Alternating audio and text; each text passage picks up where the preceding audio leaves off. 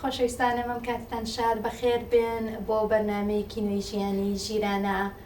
ئایا بەرهەمەکانی لە ناو ماڵدا بەکاردەهێنرێت بۆ پاکردنەوە زیان دەگەێنێت بۆ ئەو ژنانەی دووگیانن؟ هەزاران بەرهەمی پاکردنەوە لە بازاڕەکاندا دەفرۆشرێن، هەرچەندە ئەو بەرهەمانە زۆر جار بەکارهێنانیان جێی مەترسی نییە بۆ کەسانی ئاسایی، بەڵام دەکرێت زیانان هەبێت بۆ ژنانی دووگیان. من سوزن مەکۆین و سکەکەم 4 مانگانە. منیش شریکا ڕۆبرتس و سکەکەم 9 مانگانە.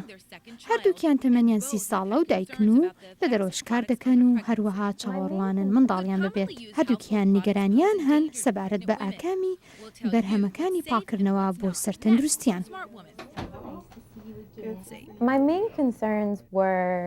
نیگەرانی سەرەکیم سەبارەت بۆ بەرهەمانەیە کە دووکەڵ بەرهەم دێنن، بۆیە بەرهەمەکانی پاکردنەوە مایەی نیگەرانین بۆم.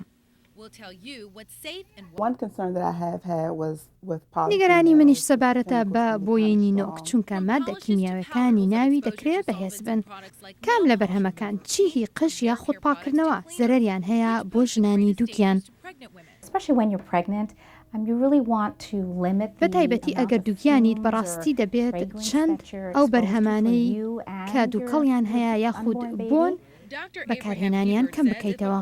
ئەگەر بەرهەمێک بۆنی هەبێت زۆر پێدەچێت ژەهراوی بێت، وەکو بۆیی نینۆک کە مادەیەکی کیمیایی تێدایە ڕەنگە زەرەری هەبێت بۆ کۆرپەلا لە ناو سکی دایکی.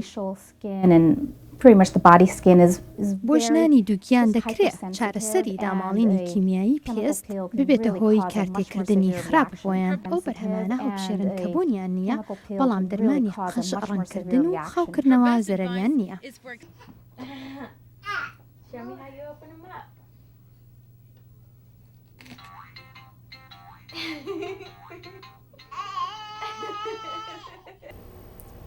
باشترین ئامۆژگاریش بۆ ژنانی دووگیان ئەوەیە بەرهەمی پاکردنەوەی سروشتی بەکاربهێنن، هەروەها هەندێک چارەسەری جوانکاری کە پێویست نییە دوا بخەن، وەکو کتان، بۆتاکس، خۆسمەرکردن، بۆ نمونە خۆدانە بەرهەتاو، هەروەها دانسپیکردنەوە.